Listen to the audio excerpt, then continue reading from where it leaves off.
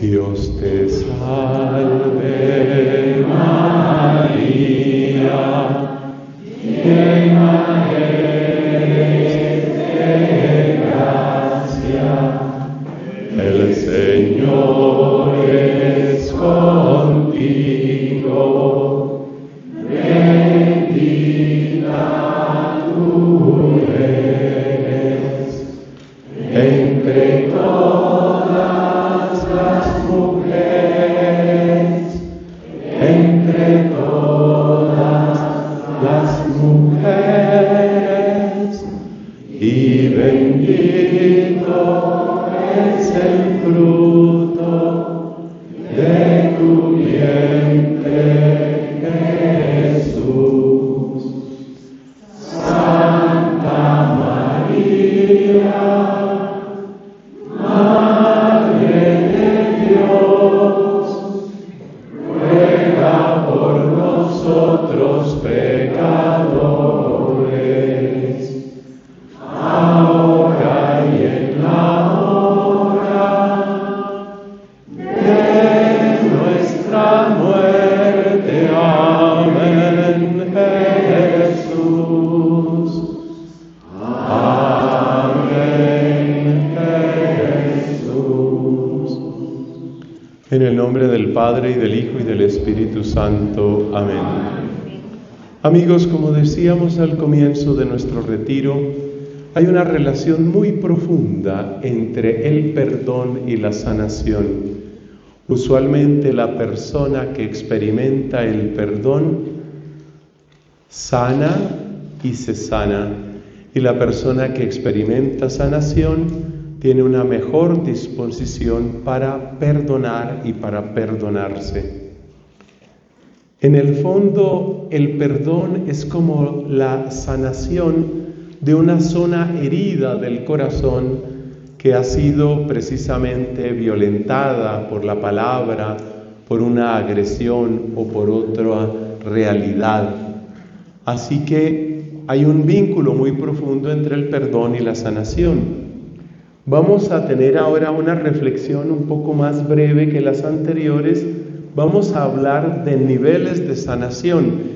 Y el propósito de esta predicación, de esta conferencia, es doble. Vamos a buscar dos cosas. Primero, darnos cuenta de que muchas veces hemos sido superficiales, o tal vez hemos caído en esa primera palabra que aparece ahí, evitamiento, huida, como pensando que si dejamos las cosas así, dice el refrán, el tiempo lo sana todo. Y esa es una gran mentira. El tiempo ayuda a sanar algunas cosas, ayuda a sanar, pero el tiempo no lo sana todo. Es lo primero que vamos a tener que aclarar.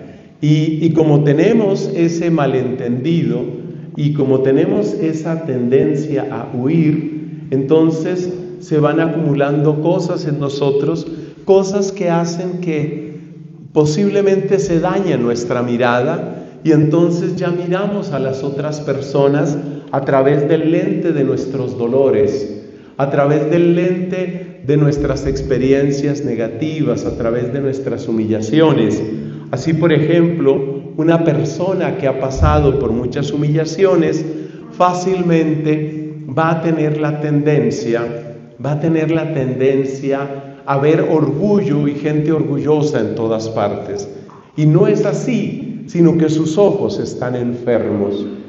Entonces, es muy importante esto de los niveles de sanación, porque realmente le ayuda a uno a comprender todo el camino que tiene por delante.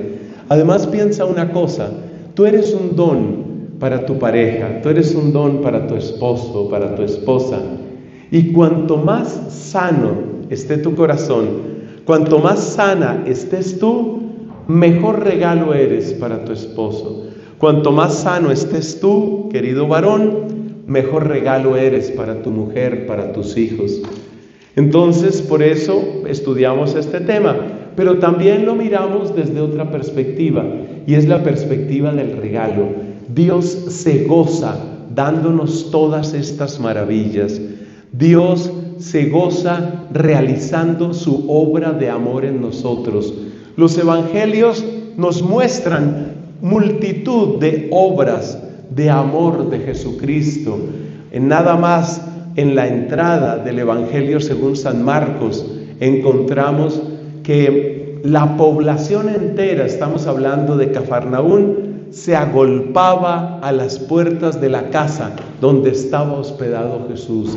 La gente buscaba con gran interés, con gran ardor, la gente buscaba: necesito sanación, necesito sanarme. Es algo muy hermoso. Y Dios nos ha mostrado ese aspecto suyo, esa bondad suya para curarnos, para sanarnos.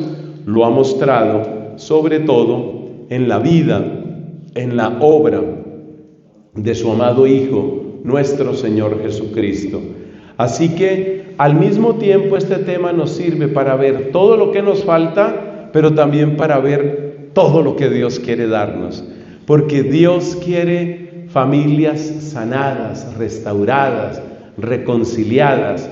Insisto en lo que decíamos en otro momento: no nos resignemos a que no, mi familia es así, opaca, triste, sola, cada uno va por su lado. No te resignes. Dios no nos quiere conformistas ni cómplices del mal. Dios tiene promesas hermosas.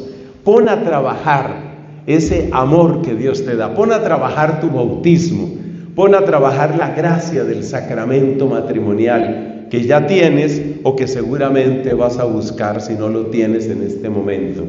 Bueno, entonces entremos en materia. ¿Qué llamamos niveles de sanación? Bueno, hay que decir que en la Iglesia Católica no había mucho lenguaje sobre sanación hasta hace unos relativamente pocos años. Especialmente algunos movimientos eclesiales empezaron a hablar de la necesidad de sanación y de la sanación física, espiritual, sanación interior. Sobre todo este lenguaje lo utilizó mucho la renovación carismática. Yo tuve la alegría de estar muy cerca de dos sacerdotes que en su momento, ya ambos fallecieron, en su momento fueron muy conocidos y realmente muy amados por su ministerio de sanación. Tal vez a ustedes han oído hablar o escucharon del padre Darío Betancourt, un padre colombiano que ejerció su ministerio principalmente en los Estados Unidos, pero la verdad es que viajó por muchas partes. Pude constatar, por ejemplo, cuánto lo amaban en Argentina. Padre Darío Betancourt, con mucha predicación, con muchas oraciones de sanación, sanación física, sanación interior, sanación emocional, sanación espiritual. Y otro sacerdote que yo tuve muy cerca, mucho más conocido a nivel global, fue el padre Emiliano Tardif. Este padre canadiense de nacimiento tuvo su centro de operaciones en República Dominicana y precisamente hace unos 15 días estuve en República Dominicana y pude conocer el tremendo centro de evangelización que hizo el padre Emiliano Tardif, y también fundó una comunidad laical que se llaman los Siervos de Cristo Vivo. Impresionante. Conocía ya gente que trabajó directamente con él, que le colaboró, gente que bebió, podríamos decir, de ese abundante ministerio.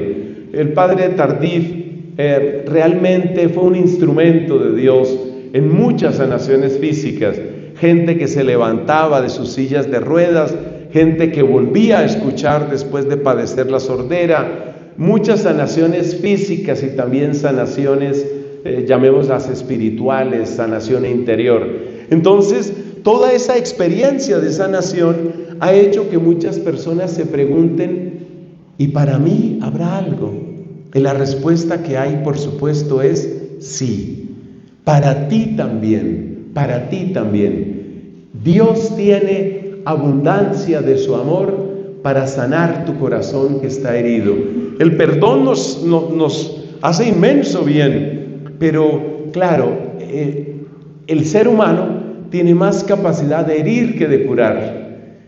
Si tú tomas, por ejemplo, Dios nos libre, ¿no? Una persona que toma un puñal, mete ese puñal en el cuerpo de otra persona. Es una acción relativamente sencilla, pero vaya a curar las consecuencias de una puñalada, el daño que queda en esa persona.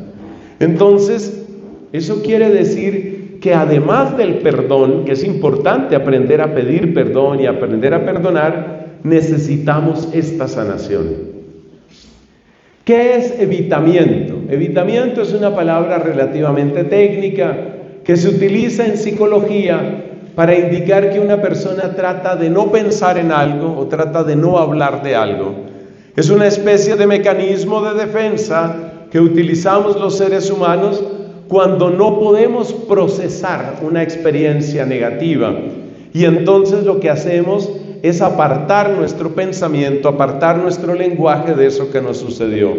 Preferimos no hablar de eso, como si eso no hubiera existido, como si eso fuera una especie de pesadilla que quedó en el pasado, y no queremos realmente pensar en lo que sucedió. Eso se llama evitamiento.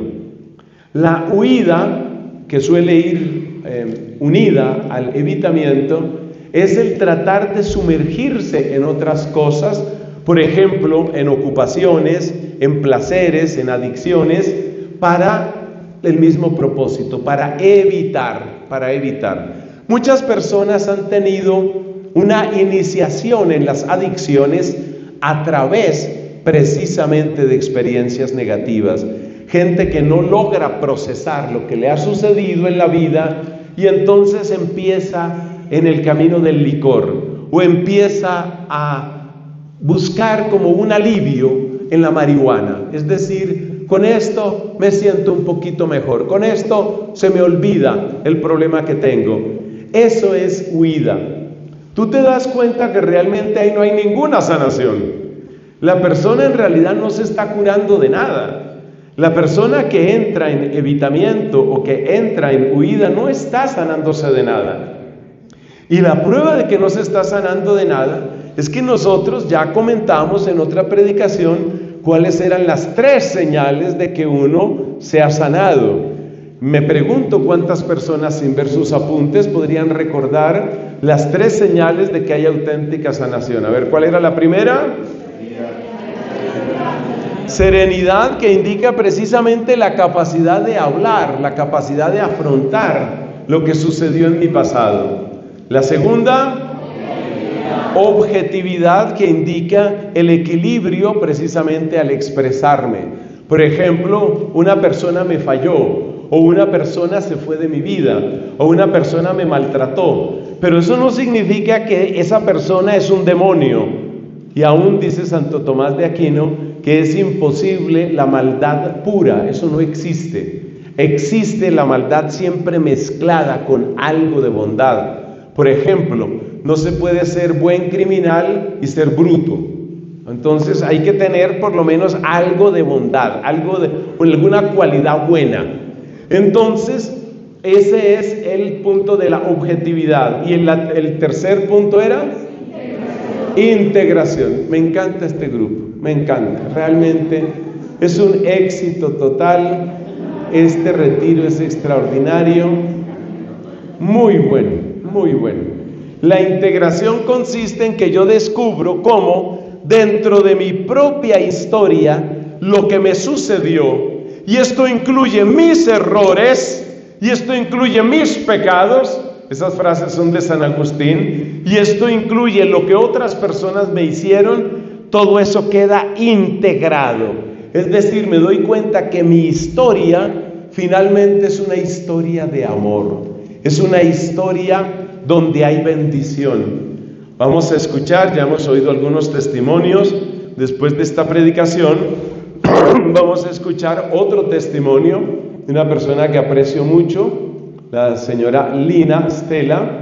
Ella nos va a dar un testimonio y ustedes se van a dar cuenta que en la vida de ella, como en la vida de otras personas, subidas, bajadas, caídas, y sin embargo es una historia que Dios ha tomado, una historia que Dios ha restaurado, y yo creo que es un gran mensaje darnos cuenta de eso. Es una palabra de integración, y la integración es la que trae la paz, es la que hace que tú tengas una paz profunda, con tu pasado, con lo que tú eres, con tus circunstancias, con tu familia, para que dejes de huir, para que no vuelvas a huir, para que no vuelvas a rechazar. Nosotros como católicos no le creemos a la huida, no le creemos a eso. Si una persona dice, yo he debido nacer mujer, soy hombre, he debido nacer mujer, yo he debido nacer como en Europa, yo no sé por qué nací en este país, no, he debido nacer, tal vez hubiera sido como francés, yo he debido ser un francés, si yo fuera un francés, yo sería, je suis géré. Un momento, no, el rechazo a tu sexo, el rechazo a tu familia, el rechazo a tu país, finalmente es una forma de huida, y en eso no hay paz. En estos días hablaba con una persona que tiene una circunstancia muy particular, porque en su familia hay precisamente una chica que rechaza su ser de mujer, y que incluso está con la moda de ahora, ¿no? Está con que no me llamen por mi nombre femenino, ella se puso un nombre masculino, y ahora quiere obligar a la familia a que le hable con el nombre masculino, hasta que la mamá se le puso al frente y le dijo con caridad, ¿y por qué tú nos quieres obligar a nosotros a que te hablemos así? Y la paró. Pero fíjate que son personas que están en un conflicto que no han resuelto, y por eso no tienen paz, y por eso se victimizan, y por eso están buscando en todas partes alguna forma de nuevos derechos. Nuestra actitud cristiana, se ha dicho de paso, no es el tema principal de este retiro. Nuestra actitud cristiana supone comprensión y respeto, nunca humillación, nunca. Pero eso no significa que nosotros tengamos que admitir todo lo que este tipo de personas desean, porque en el fondo sabemos que hay un problema de huida. Bueno, ¿dónde empieza algo que sí se parece a sanación?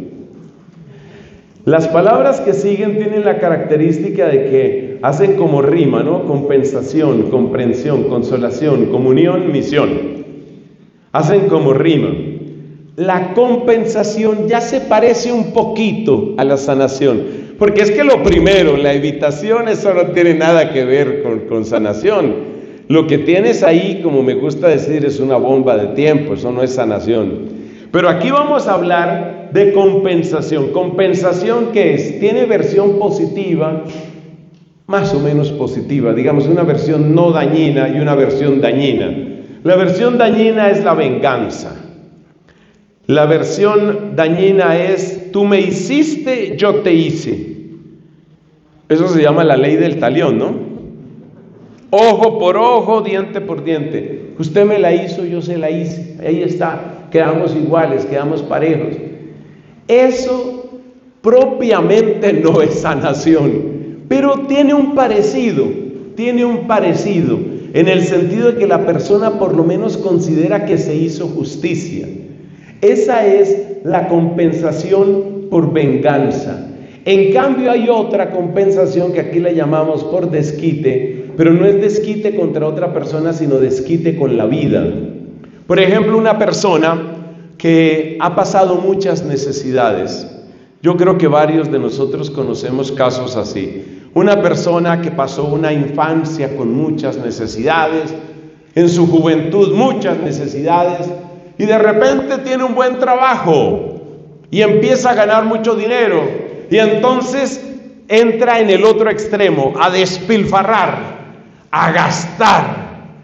Yo tengo que ir a los mejores restaurantes y a pagar unas cuentas absurdas y a pagar, ¿por qué? En el fondo la persona está desquitándose.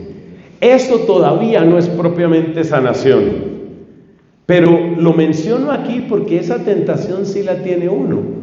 Esa tentación de entrar en una especie de desquite, esa tentación de decir yo antes no tenía, pero ahora sí tengo. Hay personas que han sufrido humillaciones y después toman una actitud autoritaria y dominante. En el fondo están tratando de compensar eso que les faltó en otra época.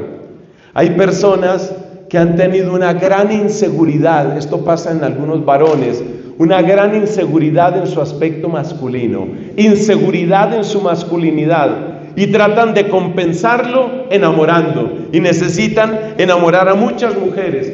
Detrás de todo mujeriego hay mucha inseguridad. La inseguridad no es una señal de hombría, más bien es una señal de tremenda inseguridad. Entonces, esa es una forma de compensación. Realmente la compensación todavía no es propiamente sanación, pero de alguna manera ayuda a que la persona tenga una experiencia parecida a la justicia, y en ese sentido trae una cierta tranquilidad.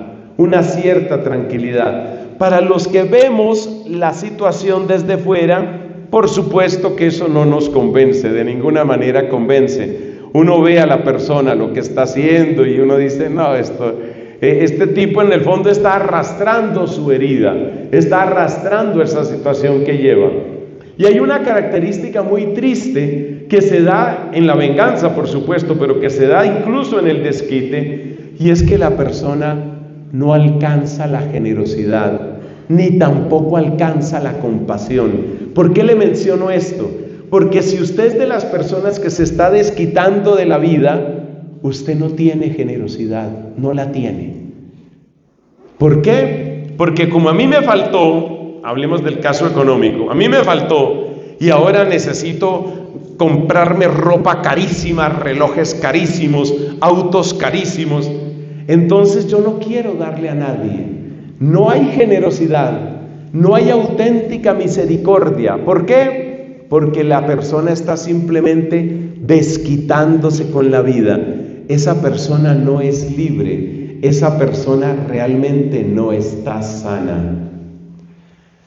Es bien importante esto, porque fíjate cómo en esos dos primeros puntos que todavía no son propiamente sanación, ahí caemos muchísimo, y uno se le puede ir la vida en eso, y uno se le puede ir la vida en el autoritarismo, y se le puede ir la vida en una vida de lujos, a uno se le puede ir la vida desquitándose, y sin embargo no tiene paz, y sin embargo nunca se sanó.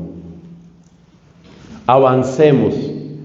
Ya el tercer punto, los puntos de los que tenemos en el tablero 3, 4, 5 y 6, ya eso sí tiene más característica de auténtica sanación. La comprensión. Un buen tratamiento psicológico no quiere decir que todo el mundo necesite tratamiento psicológico, pero a veces se necesita. Un buen tratamiento psicológico ayuda a esto. ¿Qué es lo principal de la comprensión? Atentos, porque eso no está escrito en el tablero y es muy bueno que usted lo escriba. Recuerde que hasta el final aprovechamos al máximo nuestro retiro. En la comprensión hay unos 3 elementos que son claves y que empiezan a traer una libertad interior y empiezan a traer incluso una sensación de crecimiento y de esperanza. ¿Cuáles son esos elementos? Primero, es lo que llamamos alfabetización emocional. ¿Qué es alfabetización emocional? Póngale nombre a lo que usted siente. Yo tengo una pareja de amigos, lamentablemente pues ellos se separaron por una serie de situaciones muy complejas, pero bueno, cuando yo los conocí, un matrimonio, y me llamó la atención una situación que vivía, en ese caso era el varón, esto nos pasa más a los varones. Resulta que ellos fueron a una terapia de pareja, y entonces le preguntaba el terapista, bueno, no sé si era hombre o mujer, le preguntaba a él, ¿usted cómo se siente? Pues yo me siento mal. Mi matrimonio no está bien, yo me siento mal. ¿Mal en qué sentido? No, pues eso, me siento mal. No tenía más vocabulario. Cuando usted estudia un poquito el tema, usted se da cuenta que hay decenas de palabras para describir qué quiere decir me siento mal. Me siento mal, voy a citar aquí solo algunas. Me siento decepcionado, frustrado, herido, cansado. Me siento airado, me siento triste, me siento culpable, me siento maltratado. Estoy diciendo solo las primeras palabras que me vienen a la cabeza. Tú puedes hacer una lista y esa lista podría ser muy larga. Esa lista se llama alfabetización emocional. Aprende a darle palabras a lo que tú estás viviendo. Hoy hay recursos, incluso en internet, que ayudan a eso, a darle palabras. Hay un señor que se llama Viktor Frankl, que inventó una cosa que se llama logoterapia. Y logos es palabra, la logoterapia es aprende a ponerle palabras a lo que tú tienes. ¿Usted cómo se siente? Me siento mal. Profundicemos, ¿cómo se siente? Me siento, ya la persona avanza un poquito. Me siento decepcionado y me siento maltratado. Avancemos un poquito. ¿Por qué se siente maltratado? Porque considero que mis esfuerzos no son valorados. Fíjate cómo la persona va avanzando. Porque yo como esposo y como padre lo he dado todo y yo siento que lo mío no es valorado. ¿Ve? Ha avanzado. Ahí sí viene, ahí sí empieza una verdadera sanación interior, que es la que más nos interesa en este retiro. Ahí sí empieza. Cuando usted empieza a poner palabras, es que siento mucha ingratitud en mi casa. ¿Qué otra cosa siente? Yo siento que yo como persona no soy valorado. ¿Por qué dice eso? Por supuesto, los diálogos con un psicólogo no son como yo lo estoy presentando aquí. Yo aquí comprimo, abrevio, ¿no? Entonces, ¿y por qué siente eso? Bueno, yo le voy a contar, doctor, mire, algunas veces yo le he contado a mi esposa, yo le he dicho a mi esposa cosas que hemos logrado en la empresa. Y ella me responde con un ajá, bueno, bien. Yo siento que realmente no le interesa. Entonces, fíjate cómo la persona está aprendiendo a poner en palabras. Y cuando tú empiezas a poner en palabras, es como cuando uno va donde el médico y el médico te hace unos exámenes y empieza a decir, mire, es que aquí tenemos un problema. Es que aquí tenemos un problema de falta de esta vitamina. Aquí tenemos un problema porque hay un tumor. Aquí tenemos un problema porque hay una inflamación del colon. Ese es el diagnóstico. Hermanos, no se puede llegar a un diagnóstico si no entramos a enriquecer nuestro vocabulario. Mucho del tratamiento que hay con un buen psicólogo o psicóloga, por supuesto, es ayudarle a la persona a poner en palabras. Y el solo hecho de poner en palabras, el solo hecho de empezar a comprender, ya como que elimina una gran parte de la presión, la terrible presión que a veces se experimenta. Dicen algunos cuentos de terror que los vampiros temen a la luz del día o que los fantasmas temen al sol. Lo cierto es que la claridad que traen las palabras ayuda muchísimo. Y yo te invito a una cosa: cuando te sientas disgustado o te sientas indispuesto o sientas que tu relación está mal, antes de atacar, antes de pretender diagnosticar a otros, antes de el famoso es que tú me fallas, es que tú me hiciste, es que no, mira para adentro y trata de precisar tú misma trata de precisar exactamente qué es lo que está sucediendo. Cuanto más rica es la parte de la palabra, tú vas a sentir que el tema pierde poder.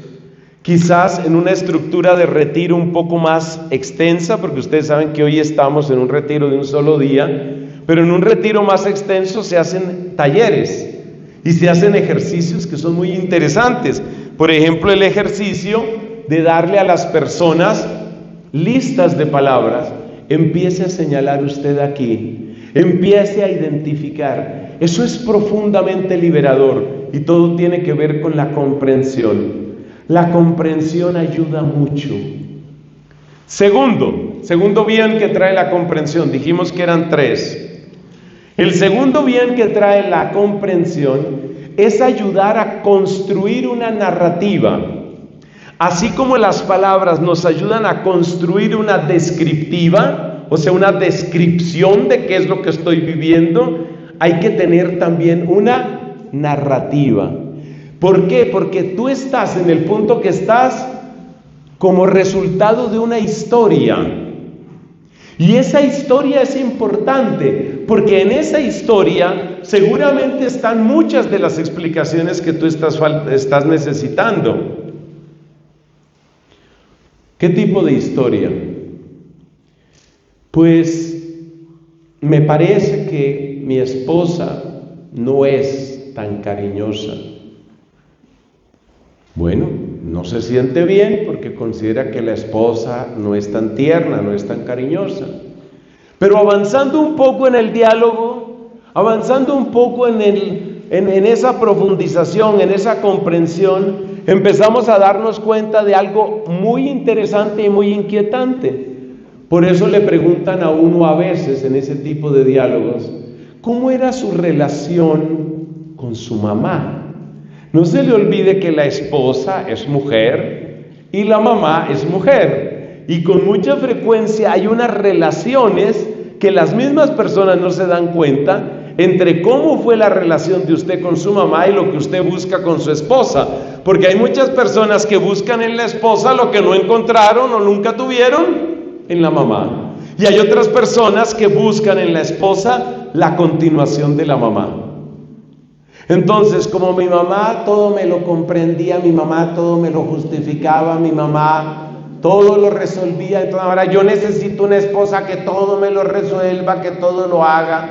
O sea, yo necesito mamá 2.0. Y resulta que la esposa es la esposa. Acuérdate la predicación anterior donde hablábamos del valor de cada persona. Ella es ella no es la segunda parte de tu mamá. Ella es ella, con sus características, con sus dones especiales, con sus expectativas. Entonces, cuando tú construyes una narrativa, tú empiezas a descubrir hilos que parecía que estaban sueltos y que en realidad están profundamente conectados. De las preguntas más importantes en una pareja es ¿cuál es o cuál era la relación que esta mujer tenía con el papá? ¿Cuál es la relación que este hombre tenía con la mamá? Eso es algo muy importante, eso tiene mucho que ver. Entonces, comprender te ayuda también a construir una narrativa. Construir una narrativa da una profunda libertad, porque seguramente ya tú lo estás asociando con una palabra que dijimos, la palabra integración. ¿Qué es tener una integración de experiencias? Es tener un hilo que te muestra cómo tu vida ha transcurrido y tu vida tiene un sentido, tu vida tiene un propósito.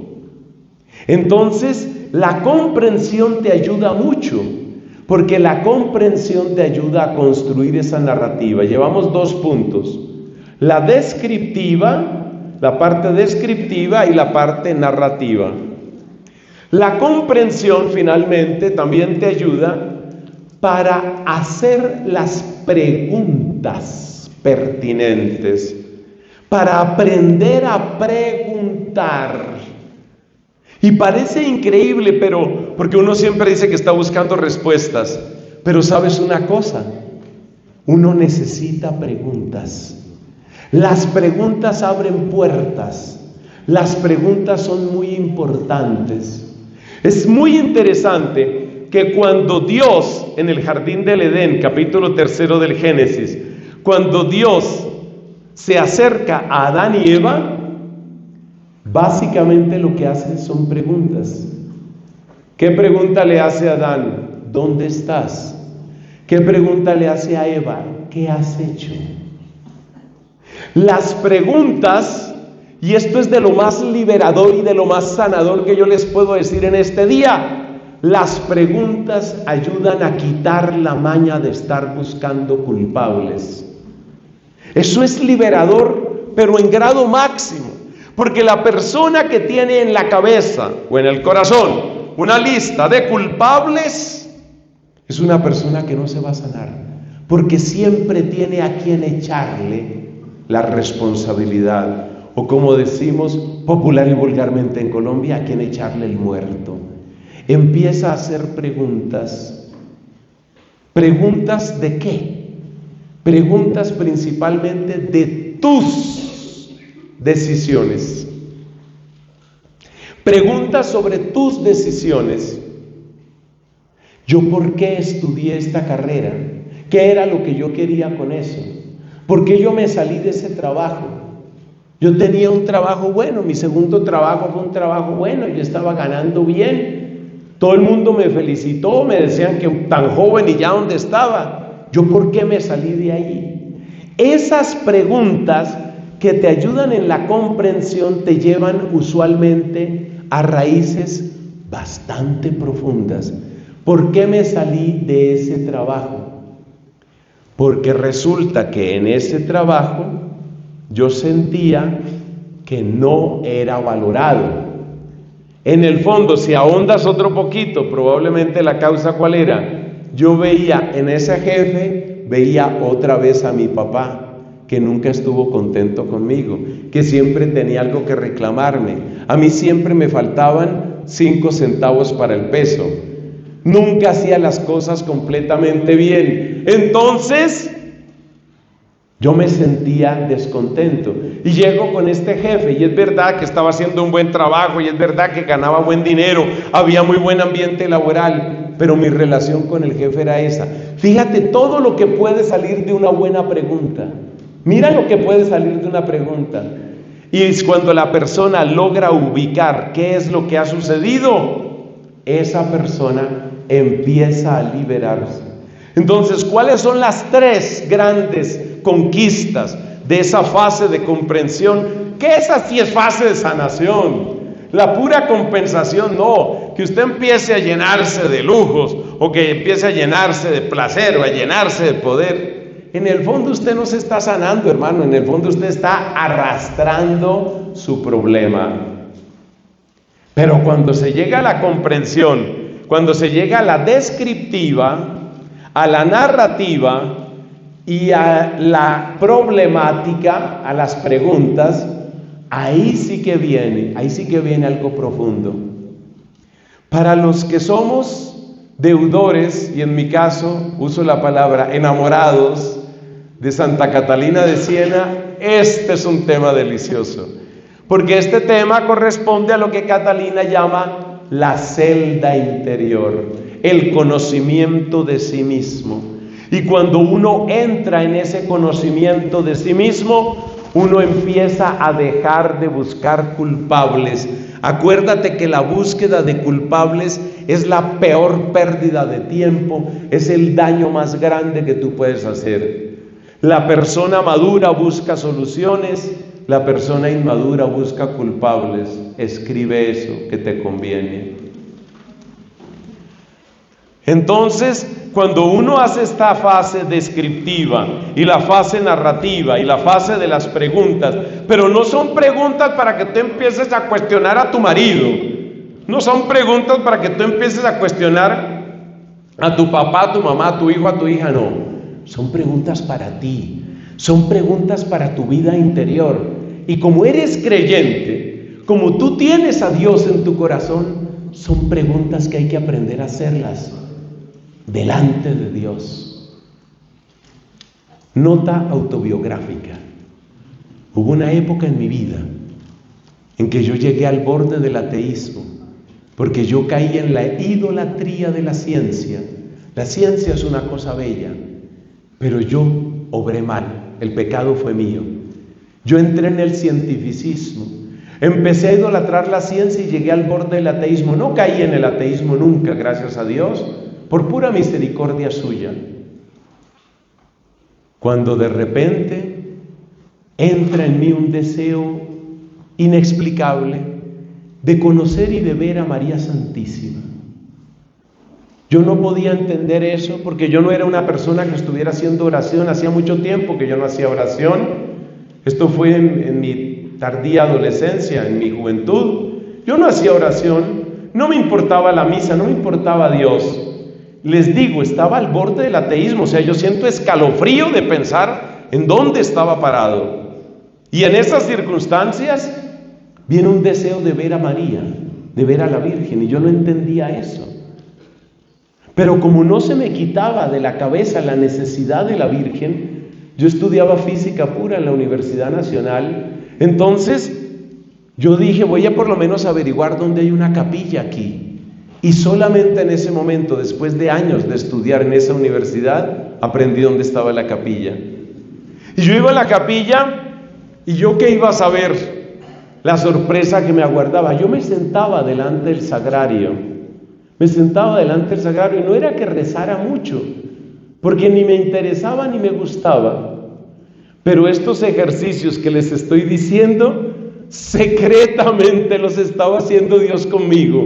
Por ejemplo, esa parte del cuestionamiento.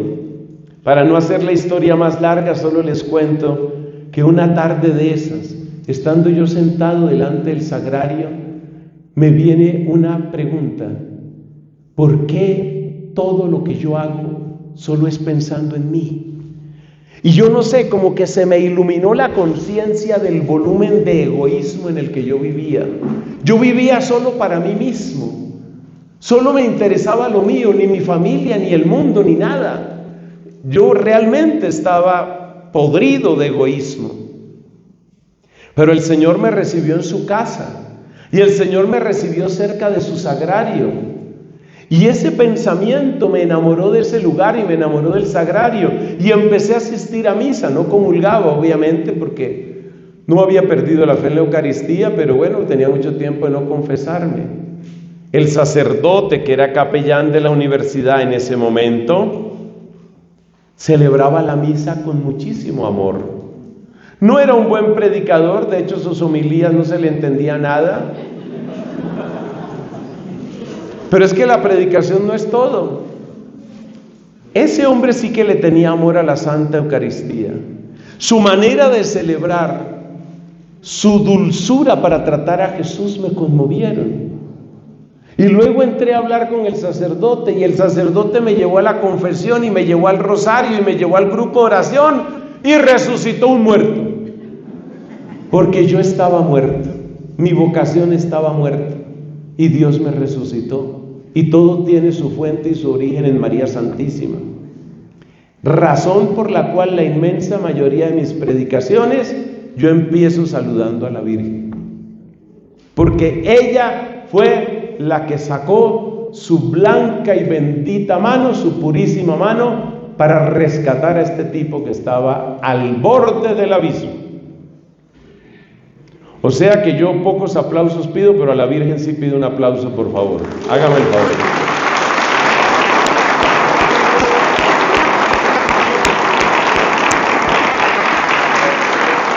La comprensión. Ahí sí empieza la verdadera sanación. Ahí deja uno de estar señalando, ahí deja uno de estar acusando. Ahí entra uno en vida interior. Imagínense que yo viví esa experiencia en la Nacional, la Universidad Nacional. Meses después entro a la Orden Dominicana, diciembre de 1984, y en marzo de 1985 venía el segundo round, Santa Catalina de Siena. Me encuentro con una biografía de Santa Catalina y empieza a transformarse una cantidad de cosas en mi vida, impresionante. Por eso yo este año estoy de plácemes, porque estoy cumpliendo 40 años de ese encuentro que transformó mi vida, el encuentro con la doctora de la iglesia, Santa Catalina. Impresionante. Sigamos. Entonces, la comprensión es clave. La comprensión te hace maduro. La comprensión hace que dejes de estar quejándote tanto, porque somos expertos, somos unos quejumbrosos de miedo. Y el esposo se queja con la esposa, y los hijos se quejan con los papás se quejan. Todo el mundo se queja, pero eso disminuye con la comprensión. Y ahora viene otra palabra lindísima, amada, de San Ignacio de Loyola: consolación. La comprensión, como ustedes se dan cuenta, es sobre todo una operación intelectual. En cambio, La consolación es algo que viene a tu afecto, a tu voluntad. Es un dulce abrazo del amor de Dios. Un dulce abrazo. Lo que más le sorprende a uno de la consolación divina es la gratuidad. ¿De dónde viene esto? ¿Por qué recibo esto? ¿Por qué siento esto? Es algo maravilloso, hay que pedirlo. Hoy en la Santa Misa lo vamos a pedir. Los salmos nos muestran eso. Hay un salmo que me gusta mucho que dice esta frase: alegra mi corazón con tu auxilio. Usted pídale al Señor que le dé alegría. Eso, entre otras cosas, le va a mejorar esa cara. Claro, uno tiene que ayudarse tantico. Que usted tenga alegría, que usted sonría, que usted... Una canción que dice: sonríe que Jesús te ama. Entonces, que usted experimente ese consuelo, ese amor de Dios, es algo muy bello. Y que usted sienta esa gratuidad. ¿Qué tengo yo que mi amistad procuras?, decía Lope de Vega. ¿Qué tengo yo que mi amistad procuras? ¿Qué interés te sigue, Jesús mío? Que a mi puerta cubierto de rocío pasas las noches del invierno oscuras. ¡Qué amor el que experimenta ese poeta! ¿Por qué me buscas? ¿Por qué me amas? ¿Por qué eres tan bueno? Otra cosa buena que trae la consolación es que uno siente que Dios da y no reclama, Dios da y no cobra. Porque muchísimas veces sentimos que todo nos lo cobran, todo nos lo cobran. Y eso es muy desagradable. Y hay muchas personas, por ejemplo, muchas mujeres que sienten un dolor profundo, porque para que las quieran tienen que pagar en especie. Y eso es terrible, eso de tener que pagar con el propio cuerpo. Porque si no me le entrego no me quiere. Entonces esa sensación de transacción, esa es la palabra técnica, transacción, lo fatiga a uno. Porque es como quien dice: todo me lo tengo que ganar. Y eso fatiga, eso cansa, eso lo marchita y lo seca a uno. Pero llegar al amor de Dios es sentir un amor que no te lo cobra. Está ahí, simplemente me ama. Como decía San Bernardo de Claraval, el amor tiene en sí mismo su recompensa y uno ama por amar. Y Dios nos ama de esa manera. Dios nos ama en gratuidad, Dios nos ama en generosidad. Otro aspecto bellísimo de la consolación, la experiencia del amor divino, es que es un amor sin mezcla de daño. La doctora de Siena, Santa Catalina, admirada, le decía a Jesús: eres dulce sin mezcla de amargor. Eres dulce, pero no hay veneno ahí, no hay trampa, no hay segunda intención. Y esa sensación de ser amado en pureza, de ser puramente amado, es algo que te reconstruye, es algo que te levanta, es algo que te alivia, es algo que te renueva. Y es algo que te prepara para lo que va a venir después. La persona que ha experimentado comprensión y consolación, normalmente es la persona que dice que ha tenido una experiencia de sanación. O sea, la inmensa mayoría de los católicos, por lo menos de los que yo conozco, cuando hablan de sanación, es porque han tenido experiencias de esto, de comprensión y de consolación. Está bien, o sea, no está mal utilizada la palabra, pero solo quiero destacar que el camino todavía sigue. Todavía hay más. Nuestro Dios es un Dios abundante. Nuestro Dios es infinito. Hay más que quiere darnos.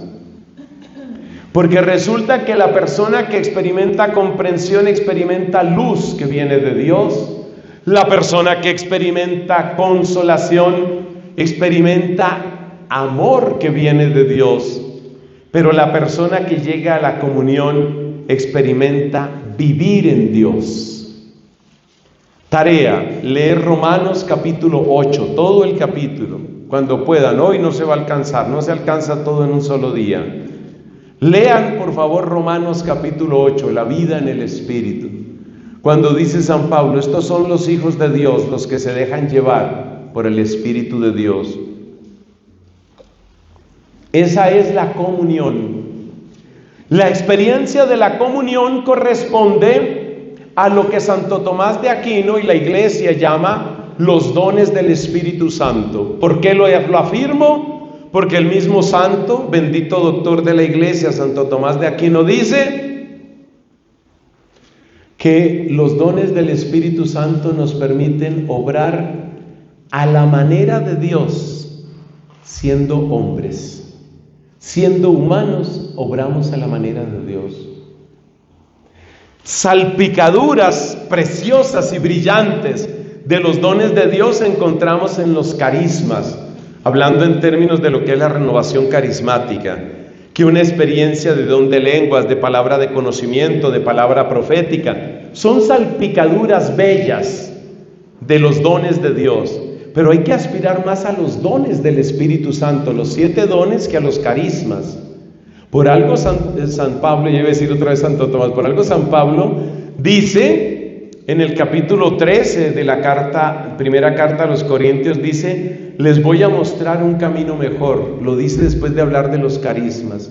Los carismas son bellos, son salpicaduras brillantes y purísimas de Dios, del amor de Dios.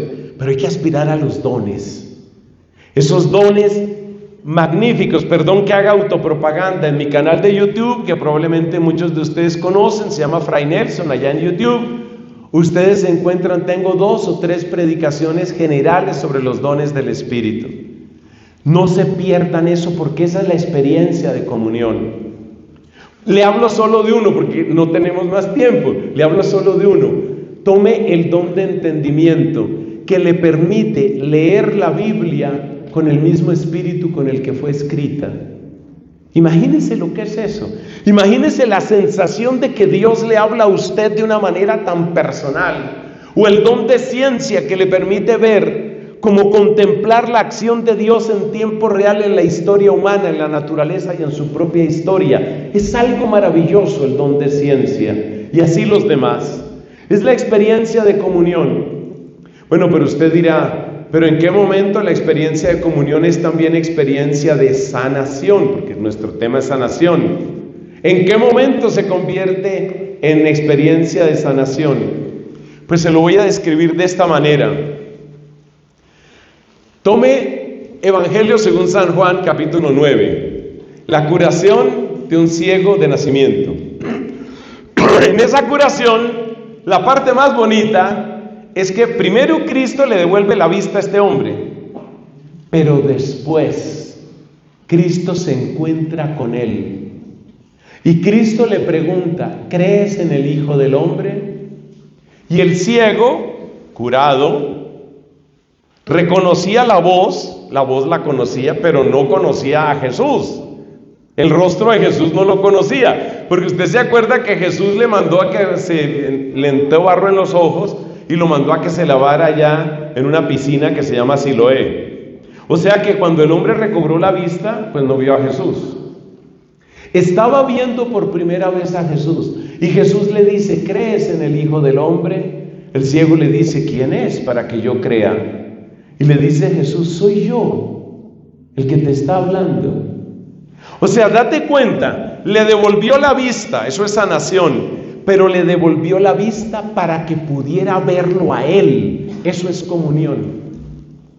Es decir, la razón profunda de la sanación es la comunión. Escribe eso que también te conviene. La razón profunda de la sanación no es que nosotros estemos contentos por el mundo. Ya me sané, ya puedo hacer lo que se me dé la gana. No. La sanación no es para que tú hagas lo que se te dé la gana. La sanación es para que tú tengas vida en Dios. La plenitud de la sanación es la vida en Dios. La plenitud de la sanación está en los dones del Espíritu Santo. que tú sentías que no valías nada, tienes comprensión, tienes consolación, una hermosura, una belleza. Y ya tú dices, me sané, que te falta un poquito, porque falta la parte de la comunión, hasta que tú llegues a los dones del Espíritu Santo, y en los dones tú entiendes para qué te sanó el Señor.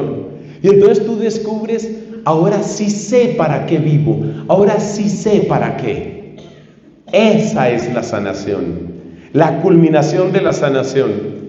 Y cuando una persona está así sanada, la misión, vamos a la misión, hay que contarle al mundo. Decía el apóstol San Pedro, capítulo 4 de los Hechos de los Apóstoles, nosotros no nos podemos callar lo que hemos visto, lo que hemos oído. Y decía el apóstol San Juan, primera de Juan, capítulo 1, lo que existía desde el principio, lo que vimos con nuestros ojos, lo que escuchamos con nuestros oídos, lo que tocaron nuestras manos acerca de la palabra de vida, porque la vida se ha manifestado, eso lo compartimos con vosotros. Entonces la culminación de la sanación está en la comunión con Dios a través de los dones del Espíritu y en la misión. A este mundo herido hay que hacerle ver que el amor existe. A este mundo que vive en invierno de soledad hay que hacerle ver que la misericordia existe, que la amistad verdadera existe, que las familias felices existen, que los matrimonios son capaces de superar las crisis. Si les falta a ustedes una razón para trabajar por la sanación y santificación de su matrimonio, yo les digo, además de todo lo que hemos hablado, háganlo por sus hijos. Que sus hijos les quede bien grabado en la memoria, las crisis se superan, el matrimonio puede funcionar. ¿Cuesta? Claro que cuesta. Todo lo que vale la pena, cuesta. Ser sacerdote no es fácil. Ser un hombre casado, responsable, buen esposo, buen papá, cuesta. Ser una mujer casada, una mujer que es madre, que vive su vocación cristiana, cuesta. Toda vocación cuesta, pero es un testimonio precioso. Denles a sus hijos el testimonio de que las crisis se superan, las heridas se sanan, el perdón es posible y la vida nueva llega en Cristo. Gloria al Padre y al Hijo y al Espíritu Santo.